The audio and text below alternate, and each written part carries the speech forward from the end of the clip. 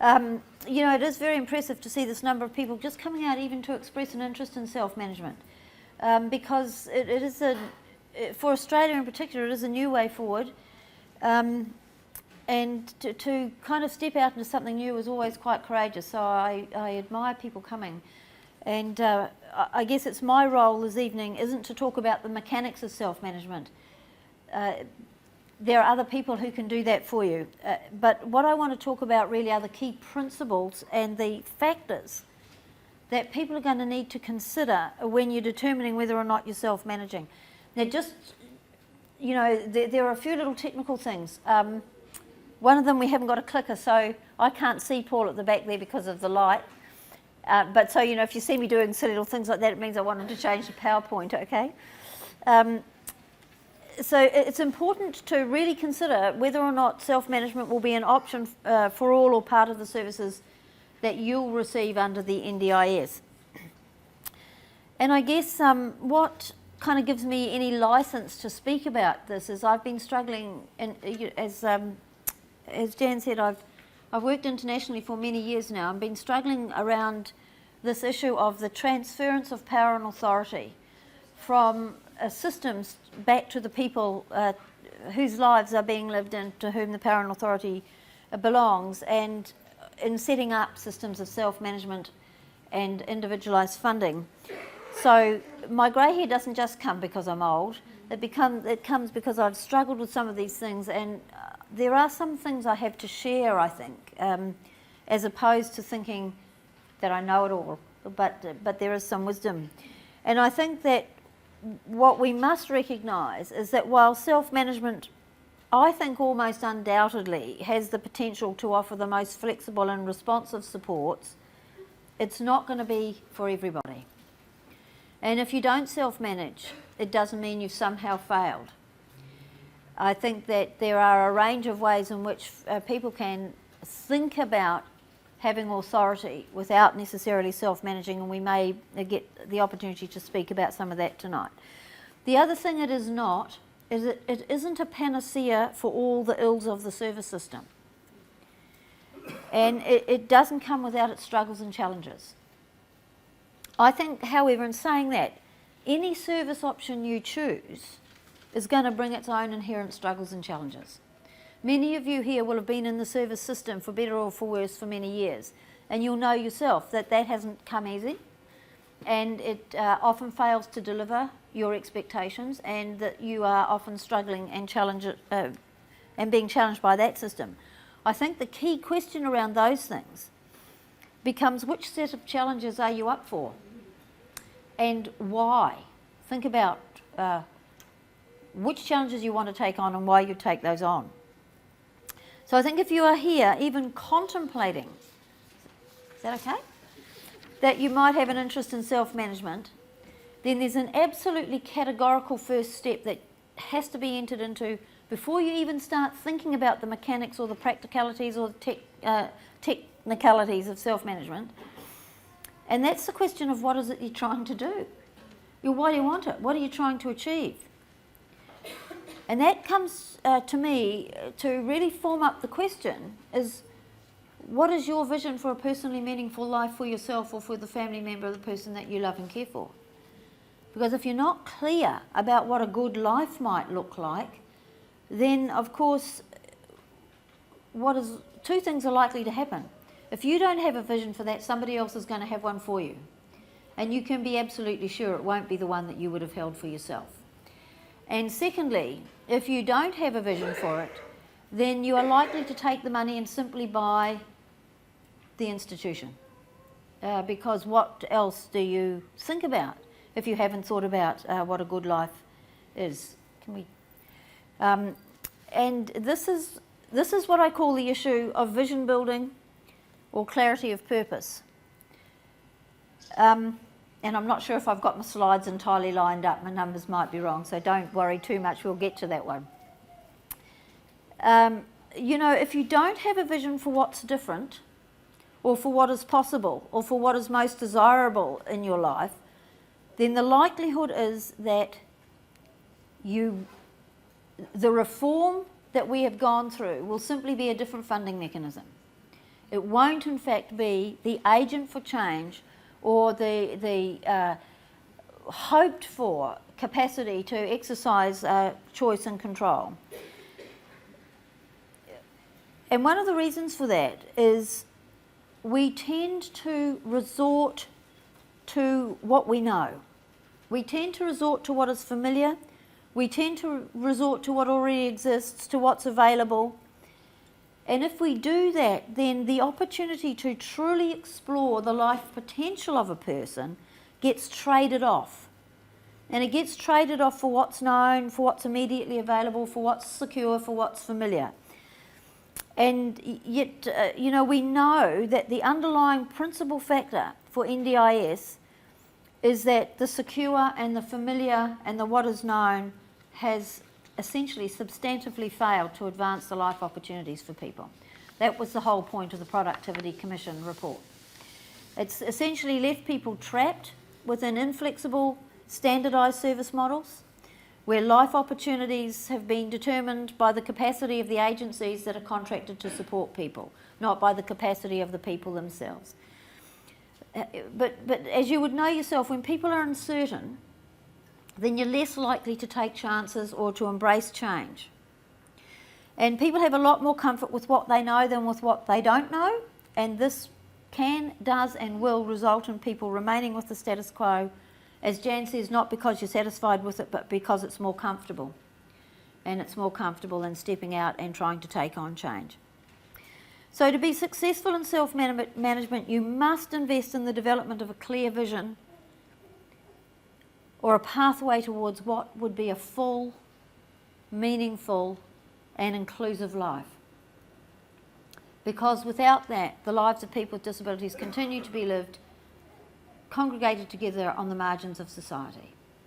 And there's a little quote, there's this little Buddhist nun whose work I like called Pema Chodron, and she says, when you don't choose the same old way, the same old stale storyline, then there is the opportunity for something new and fresh to present itself to you, and the world can open up in unprecedented ways. And that is the point of the NDIS. So when we're thinking about vision building, when we're thinking about imagining better, when we're thinking about a future, this is what we're talking about. Because a vision is a picture of what is perceived at a moment in time of being possible. Now, my history of working in the disability sector, what I have come to understand is that if something can't be done on Monday morning, then according to the system, it's not possible. However, some of us in this room are looking around, not that much younger than me, and you would remember Maxwell Smart. And remember Maxwell Smart had a phone in his shoe, and we all thought it was ridiculous. But people now walk around with these little things in their ears. And if we hadn't started with the phone in the shoe, we'd never have got to Bluetooth. And that's vision building. It doesn't come out perfect. It comes out in the rough. But we have to hold on to it. Because it's formed in one's mind and it eventually develops and takes shape. But it can be left to stagnate. And if the vision is not shaped, then what could be possible will not eventuate. That's, about changing. So these are the principles of vision building. Don't stick with what is immediately practical, but think about what is ultimately possible. And the terminology I use for it is, I think we should all be sensibly unrealistic. Because unfortunately the lives of people with disabilities have been damaged by our realism. And what we have done is foreclosed on what's possible very quickly and very early. And it doesn't come fully formed, it arrives in the rush. It arrives in the rough, a bit like a diamond. You've got to polish it up. You've got to talk to people about it. You've got to think about it. You've got to plan. You've got to manoeuvre. One of the questions I often ask families in forums of this sort is, would you rely on government for a good life? Because it's not the role of government to give us a good life. It's the role of government to provide a safety net for people who cannot grasp the good life. So government funding will never lead to a good life. It will always lead to the safety net. And if we want a good life, we have to say to government, thank you very much for the funding. Thank you very much for the contribution you are making to enable our life to become possible. But what other asset and investment are we going to make? And much of that comes from the community, not from isolating people from the community. And vision, imagining better, is based on what I would call a longing in a person's life. All of us have a longing for what could be possible, for how our potential might develop. And vision takes a sense of dissatisfaction and turns it into a way of moving forward. And sometimes we call this dreaming. And often a dream emerges as a symbol, and that captures the essence of what we're thinking, and it reflects how we think that things could be better in our life. And it's not always just about winning the lottery, you know. Dreaming is actually about our own self, our own fulfillment, our own capacity, and building upon that. So move that. I just want to talk about a dream. This is a dream of a man that you see driving his tractor who has severe autism, no spoken language, and a significant intellectual disability. He spent the first 25 years of his life in an institution. And he now is a small farm owner. And as his mother says, he has never kissed me, but he kisses his tractor every day. But if we didn't dream that that could be possible, he would still be in an institution, or at the worst or at the best in a group home. And here's Richard at his work station, the same man. He has a little micro business around building planter boxes and toolboxes that he sells at the local market. And that's the workshop that his dad has built for him. And look at the health and safety issues. But these people self-manage. So you don't have to worry about occupational health and safety. You just teach people to be competent. And this is a man, if it ever comes back, whose name is Jarman, who was, his family has been evicted from 3 homes. They are not a wealthy family, and he is one of 10. And they've been evicted from 3 homes because Jarman's autism creates such distress for him that what he does is pick the linings off the walls of the house, it's the gibboard. And of course, landlords aren't generally too keen on that because most insurances won't cover for tenant damage.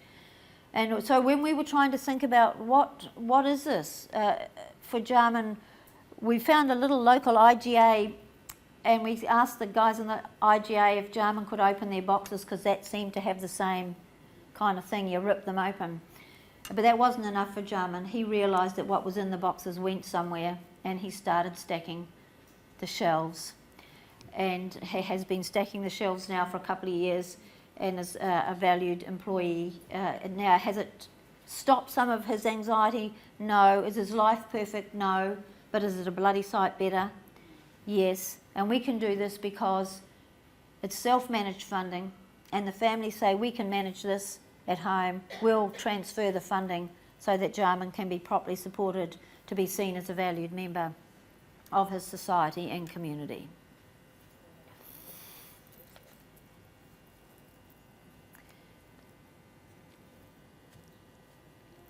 You don't get to the vision in an instant. You have to think about it, and it's very difficult, to hold a vision if you've got no experience with what might be possible or how such a vision can be attained. And some of the ways I describe this, I live in New Zealand, and I have 2 grandsons who are just starting to explore other parts of the world now. But you could forgive them as young people growing up in New Zealand for believing that all swans are black. And that's what we think until we see one white one. And then we know that there is a different set of experiences. So when we see one person like Richie living his life as a small farmer, or one person like Jarman who can manage the distress and anxiety of his life sufficiently to take up a socially valued role, we know the way we have assigned life to people is not the only answer, and that other things are possible. But a vision doesn't rise because you want it to, or it's because it's convenient, or because the NDIS is coming. It's something that you need to work on. Need to change the clicky thing. And if we don't work on it, what happens is we continue to perpetuate what's happened to people over many years, and that is the holding of low expectations. The lives of people with disabilities are overwhelmed by low expectations. And when you hold low expectations for people, guess what they do? They live up to them. So if we start to raise the expectations, we give people an opportunity to live up to something else. So let's start raising our expectations. You know, it came home very clearly to me when my youngest grandson was 2. My grandchildren are raised by quite a draconian mother, my daughter, you know, where she gets it from. But anyway, as a grandparent, I think I've got to go and rescue them on weekends because God only knows. But one of the little strategies she developed early was if you give kids jobs that you don't like to do, you can get out of them. And so they started to get assigned tasks that went up on the fridge. And I went round there one day to pick the kids up, and my 2-year-old grandson had his task list on the fridge. And I said to her, okay, so what's this child labour camp now, is it? And she got quite cross with me. She's quite stroppy. And she said to me, he's perfectly capable. And that made me stop. Because what she had him do was take the little knife and forky thing out of the dishwasher and match the cutlery up to the slots in the cutlery drawer. And then what the kids do is they go and tick the task, and on a Saturday they take the timesheet to their father and he pays them. And you know what, it made me realise that I know many adults with an intellectual disability who are not even assigned the capabilities of a 2-year-old. And in fact, the skills that they have are taken from them because it's easier for the system to do them themselves. And when I spoke to my grandson about his tasks, he was so proud. He was so proud, he was contributing, he had his timesheet, he had his job, and he had his pay. And that's what we do. That's how we raise expectations. We give kids a way forward, and we need to do that. And it's a very, if we give a serious exploration of people's potential, we will always be surprised. People with disabilities have outstripped our capacity and our expectations of them for years and years and years and years. And we cannot continue under an NDIS system to perpetuate a belief that people with disabilities cannot function. We do not know the potential that sits there. You know, when I started in this work 40 odd years ago, I worked in a place called Kimberley Hospital where young kids with autism, with Down syndrome at 5 years old were sent away from their families because they were not considered capable of benefiting from the education system. I now have a friend who's 28 years old who has just completed a degree in fine arts from Victoria University in British Columbia. And I asked myself, have people with Down syndrome changed? I don't think so. I think what's changed is our expectation and our belief around what's possible. So vision begins with the dream, but it changes with action and it shapes our reality. If you've got the dream, don't abandon it. Begin to act on it and see where it takes you. But if you can create a picture of what is better, that is not sufficient in itself. You need to be able to take that vision and do something with it. And I think one of the first things you do with it is you share it with other people. Say, guess what? I think this. And you'll very quickly know who thinks it with you. And the naysayers, put them to one side. Only walk forward with the people who are going to act on the vision with you. Work out how to do something with it. Again, I've just put some little vision stories in here. This is a friend of mine, Duncan, who's disappeared. However, Duncan's passion is, you might have to click again, I think, Paul. I think some kind of little fancy-dancy thing is going on here. But this photo of Duncan was taken when he completed his diploma in performance music at Whitireia Polytechnic in Wellington in a band called Rented Strangers. He now plays on the Wellington pub scene in another band which is called One Night Stand. However, look at the dream. Does the guy still have Down syndrome? Does he still struggle with all of those issues? Yes, he does. Is his life better because people were prepared to walk with him on his dream? Yes, it is. I'm not sure about some of these. They might need double clickies. Oh, this one doesn't. So where do you start? If you're going to do this work, if you're thinking of self-managing, if you're thinking of where you want to go in life, you start with the person. If you start with the money, if you start with the building, if you start with the staff, if you start with the program, you're already lost. You've already trapped yourself into what is rather than what could be. And this is how you start. You know, when I talk to families about their sons and daughters with disabilities, I often hear everything about who the person is not, what they'll never be, who they'll never amount to. And I very seldom hear who they are. What is it? What are their skills? What are their gifts? What are their passions? What are the things that enliven them, that are in their life now? Who's in their life now that loves them and cares for them and wants to be around them? Because that's where you start when you're doing your planning. So start where they are.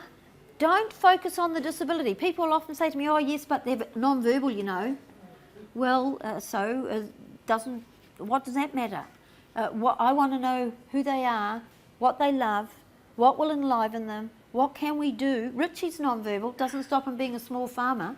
Does he need support to be a small farmer? Yes. But I need support to change the light bulbs. Doesn't mean I can't live in my own place. So focus on the person, who they are, what they need, what are their gifts, and what are their undiscovered potentials. How do we know what the potential of a person is? How do we know? They haven't lived their life yet. You know, think about Mother Teresa. Until she was 45 years old, Mother Teresa was simply a pretty ordinary teaching nun. But the Mother Teresa we knew was always there. Just the opportunity for that person to emerge hadn't yet been discovered. So what else is there to emerge? And concentrate on exploring with the person. What's needed, what's wanted. You know, the fundamental questions around designing a service for a person, because the way I look at the world is every person is a service. Not the service system, every person is a service, and if you've got your own funding and you're managing it yourself, you design your own. So the questions are, who is the person? Let's start with. What is it that they need? How would that need best be met? Because a lot of our needs can be met in the ordinary places of community and society. Who would best meet the need? And where would it best be met? Are fundamental questions in helping you think this through. I need to move. So where do you start? That's right, we'll go here. Make the decision. If you are thinking about self-management, is building a vision relevant to you? Does your son or daughter or yourself have the life that you most desire to live? If not, ask yourself the question, are these things relevant to me? Get very, very clear about the person. Don't get clear about what the psychologist told you last week. Don't get clear about what the service system has said. Don't get clear about what education has told you the person can't do or can't learn. Get clear about the person. Who knows the person best? The people closest to them, the people who love them the most. And get clear about what you want. Now, for a lot of families, it's hard to do that. And one of the things I say to families, if you can't get clear about what you want, get clear about what you don't want, because that's a jolly good place to start. You won't be then trapped into inappropriate decisions. And focus on the relationships that connect you and your family to other people, not to the system. You find what happens for families, the system drives other people out of your life very quickly and very early. And they replace real relationship with paid relationship. And so families start to believe that the only people in the lives of people with disabilities should be paid. And what that does, in fact, is leads to deep loneliness and isolation and abandonment for people, because the people who really love them and care for them are driven out of the set of relationships with them. And it's asking the right questions. What do you believe? What's important in this life? What do you want for the future? What do you think the opportunities are? And who is in this life that are going to bring these opportunities to fruition. When you answer these sort of things, then when you get your package, you know what it is you want to spend that valuable dollar on. And you're not going to spend the valuable dollar on things that could be got through natural, informal, community or other sets of relationships and engagement. So key factors. If you are in deep distress, don't try and build a vision, because all you'll do is build a nightmare. Never address vision in times of crisis and distress. Get your crisis and distress sorted and leave the vision for times when you have some sort of a sense of perspective in your life. Avoid what I call premature realism. That is foreclosing very early on what could be real. I could tell you hundreds of stories, but the story about a friend of mine, Alex, who told me when he was 15 that the only thing he wanted to do in life was to be a Catholic bishop, and he's a young man with Down syndrome. Now, how easy would it have been said, get real? Ain't never going to be a happening thing, boy. He's now 27. He's been studying in the discipleship college in Auckland. He left school at 18 to become the assistant to the bishop of the Diocese of Auckland. And he said to me when I was home a couple of weekends ago, he said, I don't think I'm going to be a priest. He said, the academic study this year has been much too hard, but I think I can be a deacon. Now, isn't that stunning? But he could have found himself pushing trolleys in the supermarket if we couldn't have engaged the vision. So don't get too realistic too quickly. Don't try to do it in isolation. Bring people in. I say vision building is like being on a diet. If I don't tell you on my diet, I'm going to go and eat whatever kind of tasty thing they got out there and think, oh, well, it's not going to notice, But if I've said to you, somebody's going to come and say to me, hang on a minute, I thought you were on a diet. And that will stop me. And so then you will know who's walking with you. And keep taking positive action one step at a time. And understand it's the journey. Think of Alex's story. It's the journey towards being the bishop that counts, not being the bishop. And understand that it's all about the person. It is all about what makes sense for people, because where there is no vision, as the Bible says, the people perish. And people with disabilities have already paid far too high a price for our inability to hold vision for them. So don't even go to self-management if you can't get yourself into a place of what it is we're wanting to achieve. And then think about the advantages that self-management bring, because when we're giving consideration to the advantages of self-management, what we begin to confront is this issue of self-determination and personal autonomy. And it's very hard, I often hear families, if I say to families, what is it you hope most for in the world? And they say, we want our son or daughter to be happy, and we want them to have good self-esteem. Well, you can't be either if you have no personal autonomy, if you have no sense of self-determination.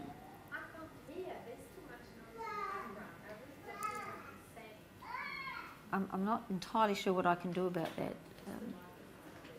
Do I bring this closer? I don't think I can put it on the other side. I'll hit it. Is that better? So self-management is the principal mechanism that's now employed worldwide to not only bring about better opportunities in the lives of people, but it's also very influential in bringing about the change that needs to happen in the model of the service system. And I just very quickly talk to you about how that happens. There's a PowerPoint thing. Keep going. The model that we've got now is what I would call an A for B model. The little triangle up there is the model. And it's an A for B model. And basically A is the system, and it says to B, have we got the answer for you? Trust us.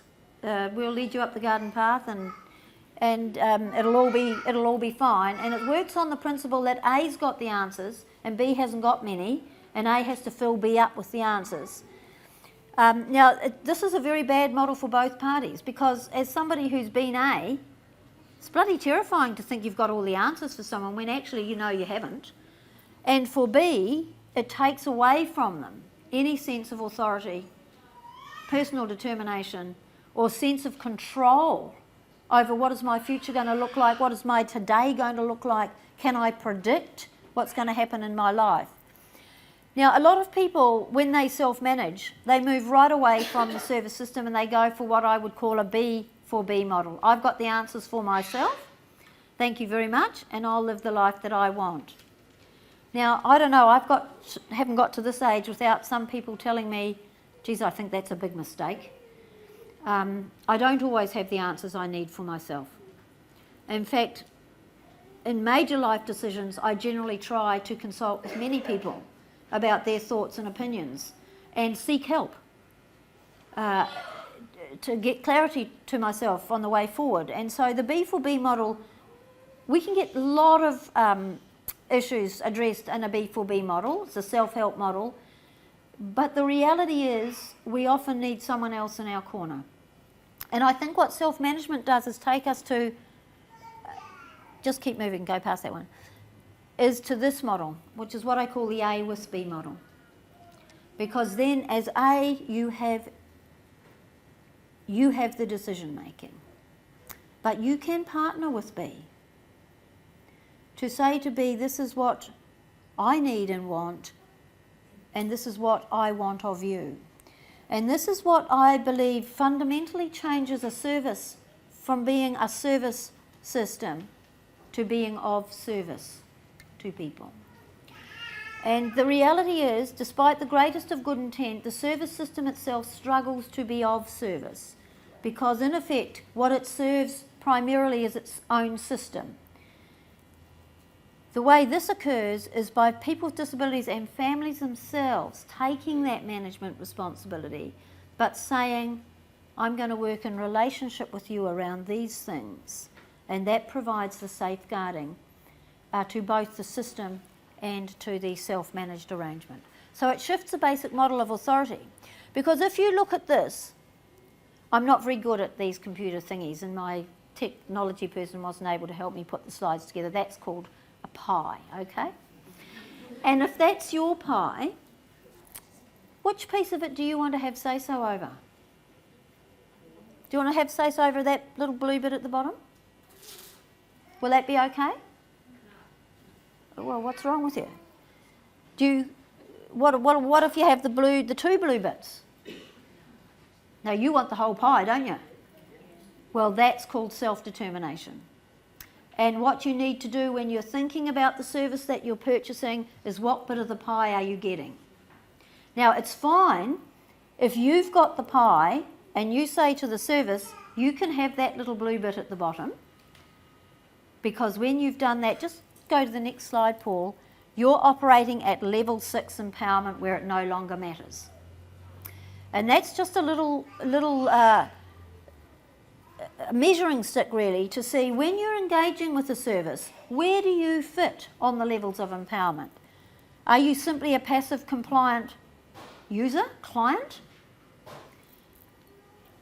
Or are you informed about some things but you can't change many?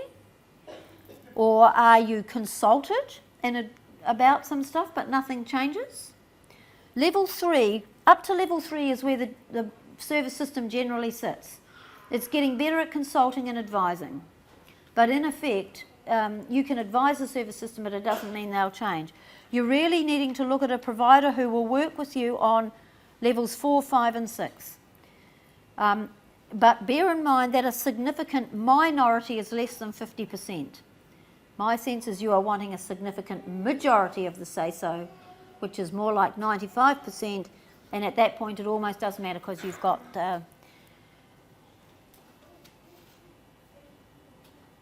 So I also want to talk about some cautions, because self-management, you know, often we talk about these things as if there's some kind of glossy wonder manna that's fallen from heaven, and if we can just grab self-management, well, the world will be great. There are actually some real cautions in it. And many people are reluctant to engage in the process of self-management because, you know, what parents say to me is, well, look, it was never my ambition to be the managing director of my son or daughter's service. I don't want that. I don't want to take on additional tasks and responsibilities. And self-management often, for people, looks to be quite onerous. Now, I'm not saying that there aren't tasks and responsibilities in it, because there are. But there are tasks and responsibilities in whatever option you take, and I think it's really carefully weighing those up and asking yourself, are these tasks and opportunities that I really want to take? Many families are also very reluctant to take on the legal and potentially confronting issues associated with becoming an employer. That becomes very confronting, very difficult for people. People become anxious about that. And many families are unsure of employment law. They see themselves being exposed to possible litigation. What happens if relationships with staff break down? You know, where do I turn? And these are very real cautions. You need to think, they're not insurmountable, but you do need to think about them. And they can be prospects that are too stressful for people, even when people have a very clear vision of what they want and that they have great desire for personal influence and autonomy. Because what people are actually often seeking is not self-management as much as it is say-so. People want say-so over what happens. They want to have say-so over who's involved in their life or the life of their son or daughter. They want to have say-so over who they live with. They want to have say-so who comes in and out of their house. They want to have say-so over what people do when they're in their house. And while this is a form of self-management, it's really better defined as a form of self-direction or self-governance. So think about those things. You can govern your service without managing it. You can appoint a manager, and you can negotiate the range of issues over which you want to have control and over which you will contract out to whoever you choose to manage your service.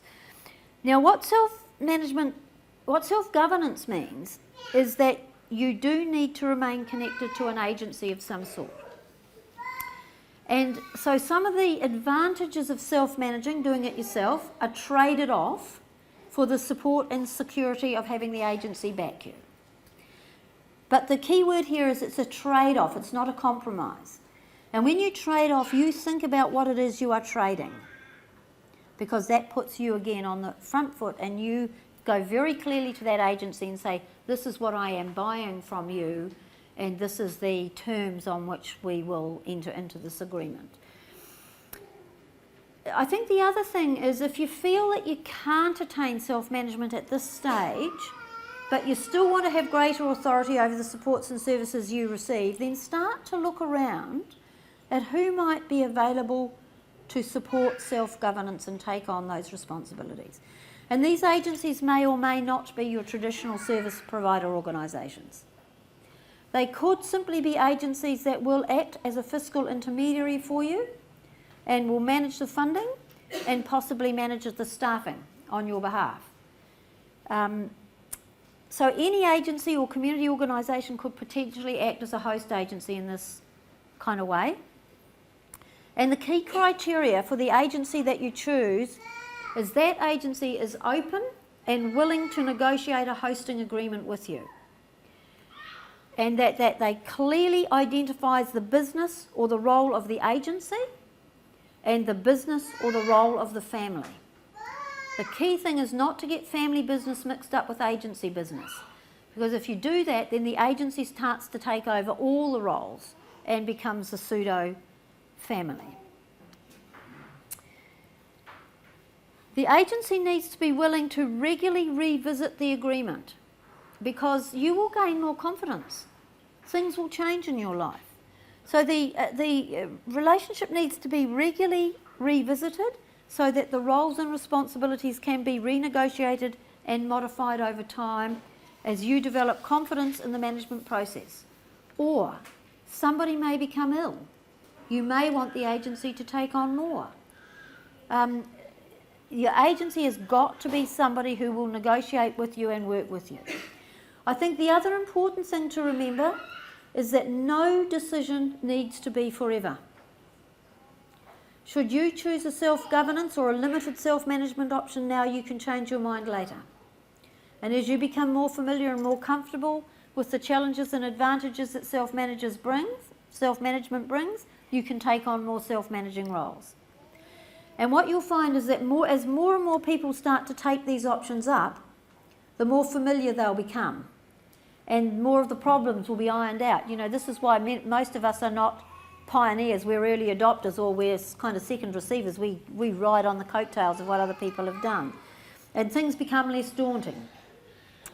And even if you don't feel this is an option for you right now, what I would say to you is please do not close the door on what could be possible in the future. And I think the final thing I want to say is if you do take up self-management, you have to think very, very carefully about how this gets safeguarded. And one of the vulnerabilities of self-management is that for many people, they are essentially operating on their own. So the family becomes a service, and the family can become quite isolated in that role. And it can, you know, while operating on your own can be very, very effective, it does require that considerable thought be given as to how you're going to sustain this over time and how you are going to sustain it, particularly as people age or are no longer able to undertake the responsibility for operating the supports and the services. If you don't do that, then some wonderful life opportunities can unravel quite quickly because you haven't done the forward thinking. And there are numbers of approaches that people can take. And whichever approach is considered, it's essential that careful thought be given to the issues of what I call contingency planning. Who's going to step up? Because if this is not done, you'll almost certainly see these hard-won lifestyles collapse over time. And one approach can be the development of an intentional circle of support, and I think Jan was saying you're running some circle workshops, Jan, in the next little while. Intentional circles of support are very, very effective ways of bringing other people around you to hold on to the vision, to carry it forward with you and take up some of the smaller roles around self-management. You know, not everybody is great at setting budgets. Not everybody is great at operating payrolls. Not everybody is great at recruiting staff. So why not bring around you people who are good at those things, and that's a way they can contribute to the life of your son or daughter and your circle, and nobody then becomes overburdened. Other processes are the establishments of trusts or micro boards around people that act as a safeguard. So if you have trustees, if you have a little board, you set your little self-managed arrangement up and you put a little board together so that you almost have directors that help make decisions, that will take on roles, that are there to step in when people can't do these things. These are wonderful ways of people contributing without the contribution being deeply burdensome to people.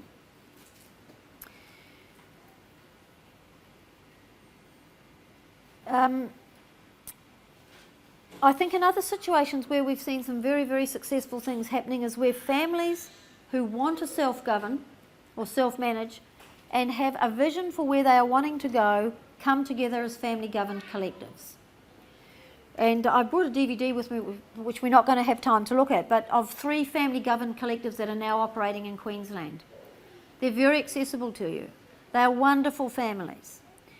And if you want to go visit them, they'd only be too pleased to welcome you, to talk about how they have come together. Now, when I say come together as collectives, their sons or daughters do not live together. Their sons and daughters live their own independent lives, but the families have come together as a collective to manage the service, to manage the budgets, to manage the funding, and to support each other so that not one family is simply carrying the responsibility. And they have been very successful, and some of them are quite long-lived.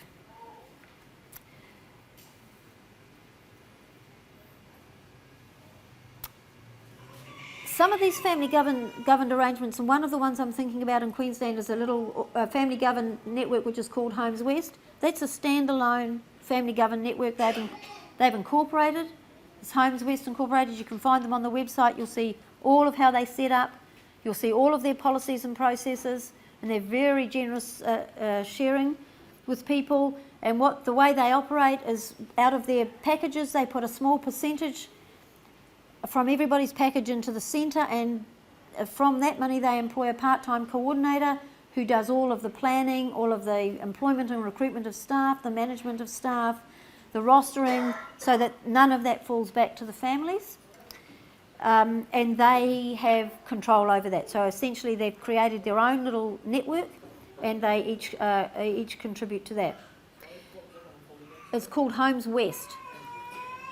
Other situations, and I'm thinking of another, just because I'm working in Queensland and I'm engaging with a lot of these agencies, there's a little agency called Kalpana. Kalpana has chosen to go with a host agency, and they've chosen an agency called Staffing Options, and Staffing Options host their packages. The families, the collective has entered into an agreement with Staffing Options. The collective govern and have say-so. They determine how the money gets spent, who gets employed, what staff do, all of the training, but they do none of the administration. All of that is done by Staffing Options, and they pay Staffing Options a small fee to do that, and Staffing Options help them recruit, manage their staff, etc. And this kind of an arrangement can kind of bring comfort to people, especially when you're sort of venturing out into self-direction, or if you're feeling you're getting a bit old, and by the time I get this set up, I'm going to need the second generation to be stepping in here, and maybe I could look at some different arrangements that secure me, so that my role as I get older is simply again back to being the parent and using the security of the agency as the major safeguard. There could be one more slide, Paul. No, there isn't. It's very unusual for me because I usually end with a quote, but I didn't end with a quote.